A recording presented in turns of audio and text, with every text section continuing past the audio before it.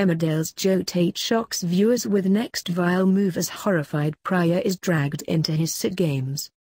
The millionaire's cruel scheme blew up in his face as Debbie Dingle confronted him at home farm. Nasty Joe Tate looked continued with the sick games in tonight's Emmerdale. The villain looked like he's turned over a new leaf when he declared his love for Debbie and agreed to stop blackmailing her. Debbie even agreed to sleep with him in a dark rape twist, but Joe claimed he could buy a prostitute if he wanted sex and that his intentions were pure. However, cruel Joe dragged Priya Sharma into his latest ploy by pretending he wanted to hire her. When Debbie arrived, he then claimed Priya was desperate, but it all blew up in his face as both women stormed off.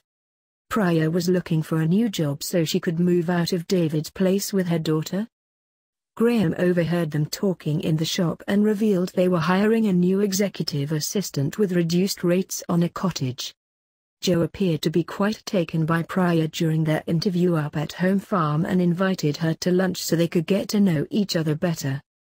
While Priya went to the bathroom, Debbie walked in to ask her ex about cancelling Ross and Pete Barton's rent. But Debbie looked upset when Priya walked back in and said they could crack on. In a bid to keep Debbie on side, Joe told Priya there was now no job going before cruelly criticizing her. He said, "Debbie, there's nothing going on here. She means nothing to me. She's not even my type." "Excuse me," replied furious Priya, while Debbie shouted, "So you've been playing games with Ross and Pete? Messing with their lives again to get me up here? I think you're sick." Defending his actions, Joe said, "The only reason I agreed to see her was because she's desperate." "I'm not that desperate." "Vile human being," snapped outraged Priya before storming off with Debbie close behind. Emmerdale airs on Monday on ITV at 7 p.m.